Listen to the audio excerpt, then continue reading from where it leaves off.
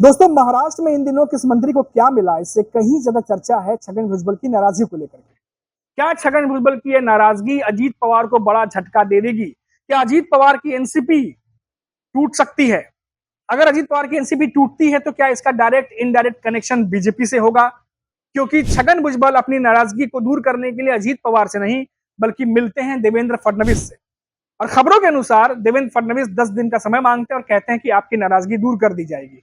तो क्या महाराष्ट्र की सियासत में आने वाले समय में कुछ बड़ा खेल होने जा रहा है? जो खबरें, जो रिपोर्ट्स निकल के सामने आ रही हैं, उसके बारे में आपको जानकारी देंगे। नमस्कार दोस्तों, मेरा नाम है मनीष कुमार सिंह और आप देख रहे हैं 4 PM महाराष्ट्र। दोस्तों, छगन भुजबल इन दोनों काफी रूठे हुए हैं, काफी ज्यादा गुस्से में है, नाराज चल रहे हैं और खुलकर उन्होंने अजीत पवार का विरोध भी कर दिया है और साफ साफ कह दिया कि मैं किसी के हाथ का खिलौना नहीं हूं। इसके बाद छगन भुजबल पहुंचते हैं देवेंद्र फडणवीस से मुलाकात करने, जिसके बाद महाराष्ट्र की सियासत गर्मा जाती है। अपनी नाराजगी के बीच खबर आती है कि छगन भुजबल जो देवेंद्र फडणवीस से मिलने गए हैं, इसके बाद खबरें आती है कि क्या वो अपने लिए कुछ अच्छा ऑप्शन तलाशने गए हैं या फिर वो पता लगाने गए हैं कि अगर उनका नाम लिस्ट में था तो लिस्ट से नाम उनका हट कैसे गया, किसके इशारे पे हटा, और अगर इसमें कहीं अजीत पवार के एनसीपी की कुछ हाथ या कुछ ऐसा निकलता है तो क्या छगन भुजबल जो है वो बड़े कदम उठा सकते हैं, कुछ बड़ा ऐलान कर सकते हैं? इसकी चर्चा जोरों पर है। और इन सबके बीच में दोस्तों, एक बयान मैं आपको याद दिलाता हूं। ये बयान है देश के गृह मंत्री अमित शाह का। अमित शाह का एक बयान था कि 2024 में भले ही बीजेपी मायावती के साथ सरकार बना रही हो, लेकिन साल 2029 में बीजेपी अपने बलबूते सरकार बनाएगी। ये खबरों में भी आया था उनका बयान, बहुत सारे जानकार डिबेट्स में भी इस बयान का जो है वो जिक्र करते रहते हैं। तो क्या उस 2029 के चुनाव की पटकथा या कहें स्टोरी लाइन अभी से बीजेपी ने लिखना शुरू कर दिया है?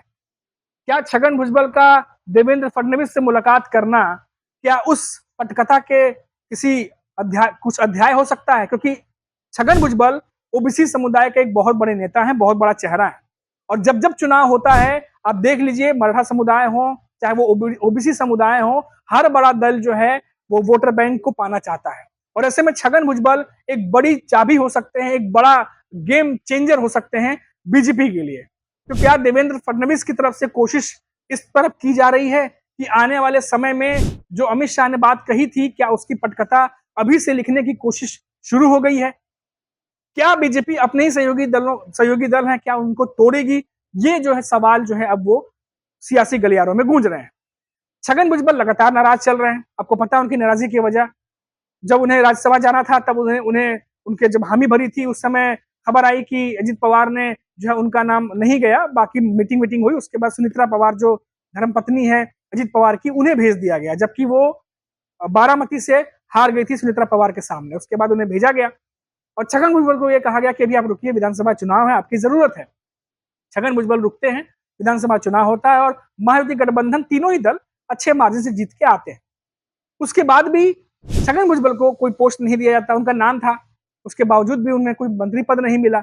और फिर यह खबर आती है कि देवेंद्र फडणवीस छगन भुजबल के पक्ष में थे, लेकिन फिर भी उनका नाम मंत्री पद में नहीं आया।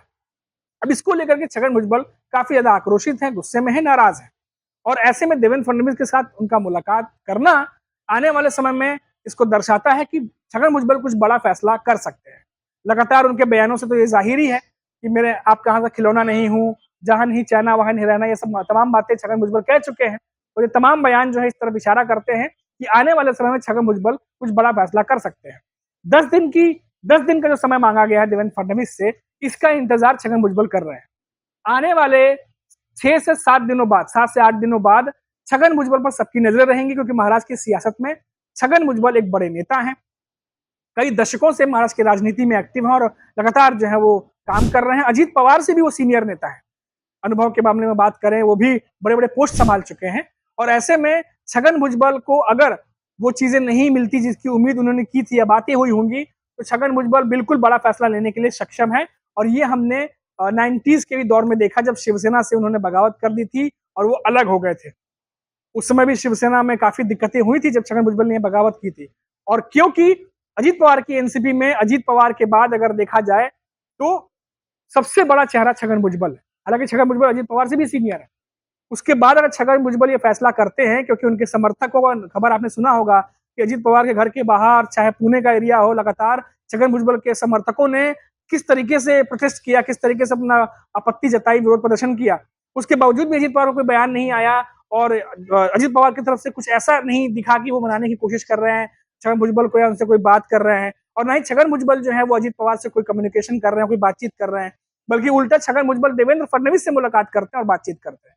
अब इसमें जानकार ये भी कहते हैं कि क्योंकि अजीत पवार अगर छगन भुजबल का नाम आगे बढ़ाते भी हैं तो अंतिम फैसला महाराष्ट्र के सीएम का होगा, इसीलिए छगन भुजबल डायरेक्ट जो है वो सीएम देवेंद्र फडणवीस से मुलाकात करते हैं और जो भी बातचीत हुई होगी, हालांकि वो बाहर नहीं आई है, लेकिन रिपोर्ट्स इतनी है कि 10 से 12 दिन का समय मांगा गया है।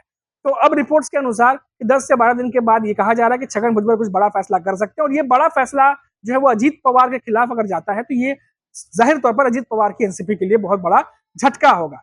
तो तमाम जो सियासतदान है, तमाम जो बड़े बड़े मंत्री हैं, सबकी नजर जो है वो इस खबर पर रुकी हुई है। और एक बात दोस्तों, जाते जाते आपको बता दूं कि अजीत पवार और बीजेपी के बीच में ही ये चीजें नहीं चल रही।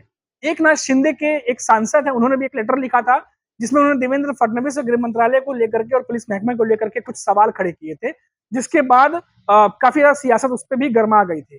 तो जो तीनों महायुति के जो दल हैं, भले ही उन्होंने सरकार बना ली हो, भले ही साथ में अब मंत्रालय संभालने की बात हो रही हो, लेकिन जो अंदरूनी खींचतान है, जो अंदरूनी अंतरकला है, वो समाप्त नहीं हो रही, वो अभी भी जस की तस बनी हुई है और दिन पर दिन थोड़ी थोड़ी बढ़ती ही जा रही है।